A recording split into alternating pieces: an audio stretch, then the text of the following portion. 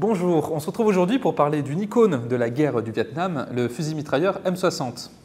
Mais avant de se lancer dans l'histoire de cette arme, un grand merci au Musée de l'Armée et toujours un grand merci au soutien de la chaîne, que ce soit via Tipeee ou Player, car ce sont eux qui me permettent de faire tous mes déplacements, donc n'hésitez pas à les rejoindre si vous le pouvez. Le développement du M60 est, je trouve, particulièrement intéressant car il s'appuie sur des leçons tirées de la Seconde Guerre mondiale. Lors de la Seconde Guerre mondiale, les États-Unis se rendent compte de l'efficacité de certaines armes allemandes, en particulier des MG42 et FG42, qui sont sur bien des points meilleurs que les mitrailleuses Browning 1919 ou les fusils mitrailleurs Barr modèle 1918.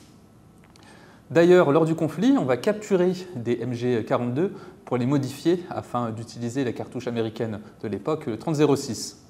C'est une division de General Motors qui va développer les T24, qui est le nom de ces prototypes, mais ils ne seront pas adoptés par l'armée. Mais ces T24 vont permettre de mieux comprendre le processus de fabrication et notamment l'utilisation d'acier embouti pour concevoir un fusil mitrailleur. Et en plus de s'inspirer du mécanisme des armes allemandes, c'est surtout l'utilisation qui a été faite de la MG42 qui va véritablement intéresser l'armée américaine.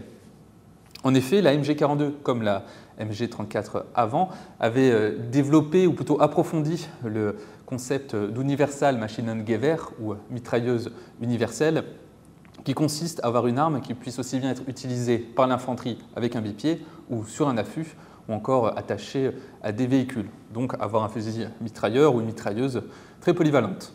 À la fin de la guerre, l'armée américaine souhaite adopter un nouveau fusil mitrailleur aussi polyvalent que la MG42 et qui combinerait un système d'alimentation avec une partie du mécanisme du FG42 avec sa culasse rotative, mécanisme assez similaire à un autre fusil mitrailleur, le Johnson modèle 1941. C'est l'entreprise Bridge Tool and Die Work qui va mettre au point ces nouvelles armes et le premier prototype est le T44 qui utilise la cartouche de 30-06 et je rajouterai à l'écran une photo car on voit bien la fusion des deux designs allemands sur ce T44. Et contrairement à ce que deviendra le M60, ce T44 va utiliser une bande de munitions classique, donc avec des liens qui ne se désintègrent pas. Et plus original encore, le système d'alimentation est vertical et non pas horizontal, comme sur la plupart des fusils mitrailleurs et mitrailleuses. En 1948, on modifie l'arme et on a le nouveau prototype qui est le T52 et il va adopter un système d'alimentation horizontale plus classique ainsi qu'un système d'empreinte gaz avec une chambre d'expansion qui va permettre de couper automatiquement l'emprunt des gaz, mais je vous montrerai ça bientôt quand on jettera un coup d'œil à ce M60 d'un peu plus près. On va avoir différentes versions du T52, dont les versions E1, E2 et E3. En avril 1951, l'état-major veut faire avancer le programme plus rapidement et on va alors faire appel à une autre entreprise, qui est l'entreprise Inland, qui avait participé à la fabrication notamment des carabines M1 et Inland est également une division de General Motors. Inland va concevoir les T161 qui vont reprendre le mécanisme des précédents prototypes et l'objectif est de faire une compétition pour faire accélérer le projet et aboutir à une version quasi finale pour une production en masse. Donc on va avoir l'armée américaine qui va utiliser les T52 et les T161 qu'il va falloir alors modifier de nouveau car à cette période-là, on va abandonner le 30-06 pour l'adoption du C62 par 51 mm. Finalement, en 1955, on va sélectionner le T161E3, qui est le fusil mitrailleur le plus prometteur de cette compétition, et ce malgré quelques soucis de fiabilité lors des tests, notamment le percuteur qui avait tendance à se casser et à rester un peu trop en avant, engendrant alors des tirs en rafale lorsque l'arme malheureusement n'était pas verrouillée, ce qui est assez dangereux. Évidemment, on va effectuer les modifications nécessaires pour résoudre ces problèmes et en 1957, l'arme est adoptée et prend la désignation de M60. La production peut alors commencer et au début, c'est l'arsenal de Springfield qui va fabriquer et non pas Inland. Ensuite, ce sera l'entreprise Saco Defense qui va être en charge de la production de ces M60 et ces M60 vont continuer d'évoluer au cours de l'histoire, mais j'y reviendrai un peu plus tard, car désormais on va regarder ce fusil mitrailleur d'un peu plus près. Le M60 pèse 10,5 kg, il mesure 1,10 m de long et son canon lui mesure 56 cm et se termine par un cache-flamme. On peut remarquer qu'on a notre bipied qui est attaché directement au niveau du canon, et c'est un des défauts de l'arme, du moins des premières versions, car si on doit changer le canon car il devient trop chaud, à ce moment-là, l'arme va basculer et ça oblige à porter un second canon qui lui aussi va avoir un bipied, ce qui n'est pas forcément très utile. Et ça va donc augmenter le poids de l'équipement nécessaire pour maintenir le M60 en fonction. Ce bipied, donc, il pivote et on peut également étendre chaque pied en tirant dessus et on a un petit bouton pour le reverrouiller à sa place. Autre point un peu négatif, c'est que notre poignée de transport, elle, n'est pas solidaire du canon, donc on ne peut pas s'en servir. Si jamais on doit changer le canon, il faut avoir des gants pour éviter de se brûler. Sous le canon, on a notre système d'empreinte gaz avec un piston circulaire à l'intérieur et une chambre d'expansion, mais on verra ça un peu plus en détail quand je démontrerai ce M60. Sur la droite, on a notre levier d'armement, le port d'éjection pour les liens métalliques et en dessous, le port d'éjection pour les étuis. Nous avons également le bouton pour soulever le capot, donc on le fait tourner vers l'arrière et on peut alors le soulever. On peut voir le couloir d'alimentation ainsi que les cliquets pour faire avancer la bande et en haut le coulisseau. Sur la gauche, on a le système qui va permettre d'attacher une boîte de munitions ainsi que notre sûreté qui est ce levier. Et on n'a pas de sélecteur de tir, c'est une arme qui tire uniquement en mode automatique avec une cadence d'environ 600 coups minute. Pour maintenir correctement le M60 sur l'épaule, on peut, si on le souhaite, déployer cette plaque de couche. Au niveau des organes de visée, on a un guidon qui n'est pas protégé mais qui est relativement épais, ainsi qu'une hausse rabattable et réglable verticalement et horizontalement, et elle est réglable théoriquement jusqu'à 1100 yards. Mécaniquement, l'arme tire culasse ouverte uniquement en automatique et son verrouillage est assuré par la rotation de la culasse. Lorsque l'arme est prête à tirer, une bande de munitions est insérée et la culasse est en arrière. L'appui sur la queue détente va abaisser le bec de gâchette et l'ensemble avec la culasse va partir en avant. La culasse va alors pousser une cartouche dans la chambre en la libérant de la bande. Lors de son mouvement vers l'avant, la culasse va s'arrêter quand elle touche la chambre. Son verrouillage est assuré par la tige de manœuvre qui va, elle, continuer à avancer et forcer la culasse à tourner et à se verrouiller grâce à l'entaille située dans la culasse qui agit comme une came. La tige de manœuvre va également forcer le percuteur à avancer et provoquer ainsi la mise à feu. C'est ce mécanisme qui ressemble à celui du FG42. Une partie des gaz va alors être prélevée par les vents et être redirigée vers la chambre d'expansion et forcer le piston à aller en arrière en poussant la pièce de manœuvre qui va forcer la culasse à se déverrouiller. Puis l'étui va être extrait, puis éjecté par le port d'éjection. L'ensemble mobile va ensuite repartir en avant sous la pression du ressort récupérateur, puis le processus va se répéter tant que l'on appuie sur la queue détente et qu'il reste des munitions dans la bande. Dans son mouvement de va-et-vient, la culasse met en mouvement le colisseau, dont le rôle est d'assurer le déplacement de la bande dans le couloir d'alimentation. Son mouvement est provoqué par une pièce circulaire située à l'arrière de la culasse qui se déplace sur un rail articulé, provoquant ainsi le mouvement du colisseau. Au niveau du démontage du M60, on va évidemment procéder aux mesures de sécurité. Et il faut que notre culasse soit en avant.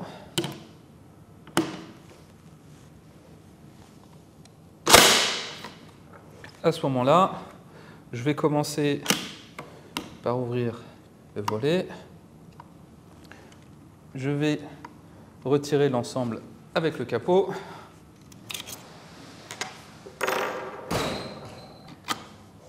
On retire la goupille. On enlève le capot et le couloir.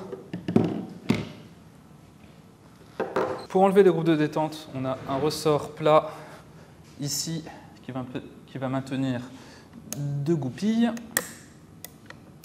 Je l'enlève.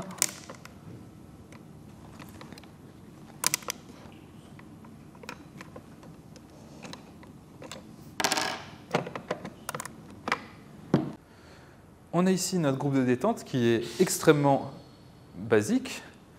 On a le bec de gâchette qui est ici. Quand j'appuie sur la détente, on va simplement l'abaisser. Et quand j'active la sûreté, ça va juste bloquer l'abaissement de la gâchette. Pour retirer la crosse et accéder à l'amortisseur à l'intérieur, on a une pièce rectangulaire qui est ici, qu'il faut que je soulève.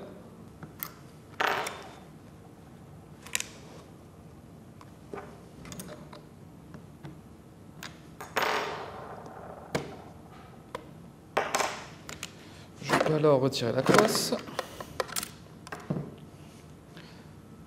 À l'intérieur, j'ai l'amortisseur. Donc ça, c'est notre amortisseur. Je vais retirer les ressorts récupérateurs et sa tige guide.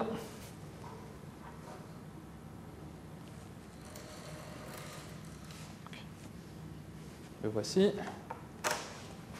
Je ramène l'ensemble mobile en arrière.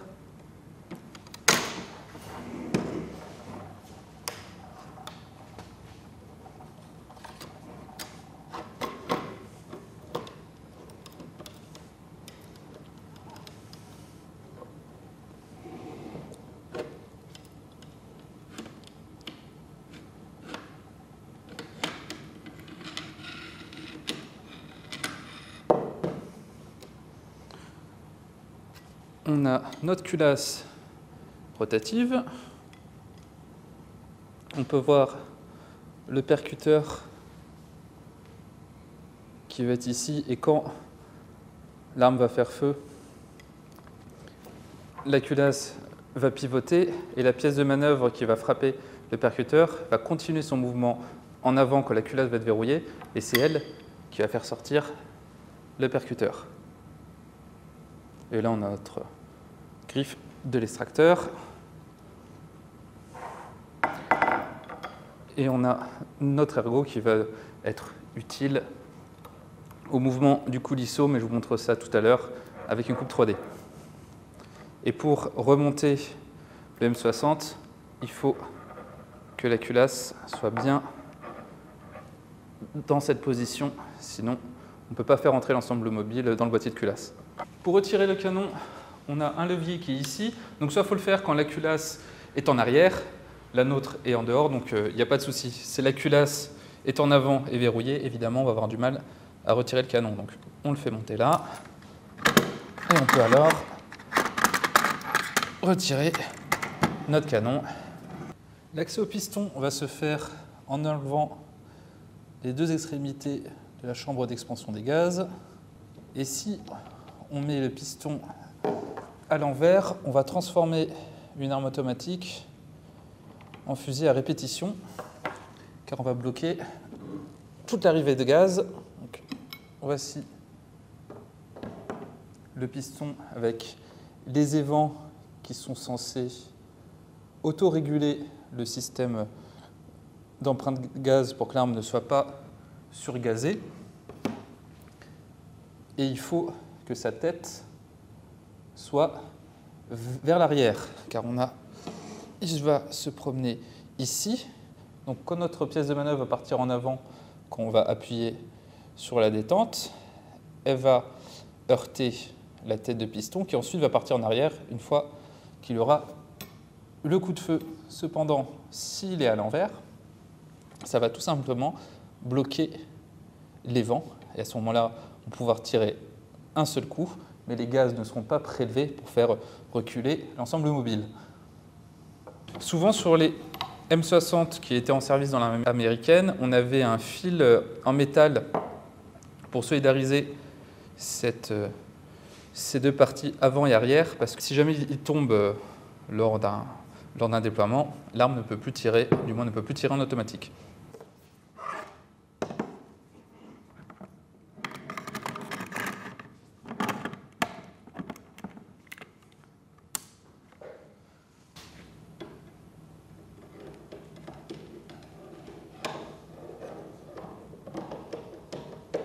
Ça.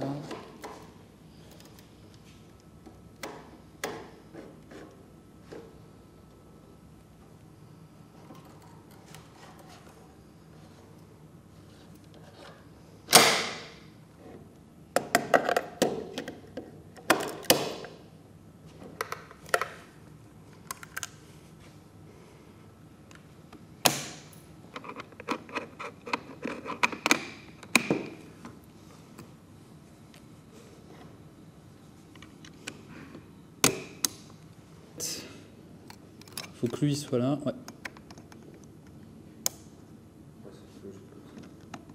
Là qu'on a forcément. Ok, c'est en ce sens-là. Ouais.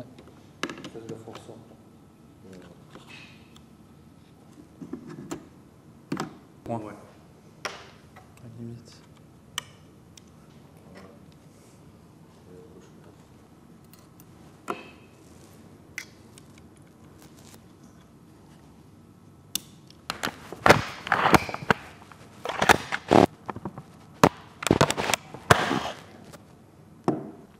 La première variante après le M60 originel est le M60E1, mais cette version ne sera pas adoptée en masse et va rajouter une poignée de transport et améliorer le processus de changement du canon en désolidarisant le bipied du canon.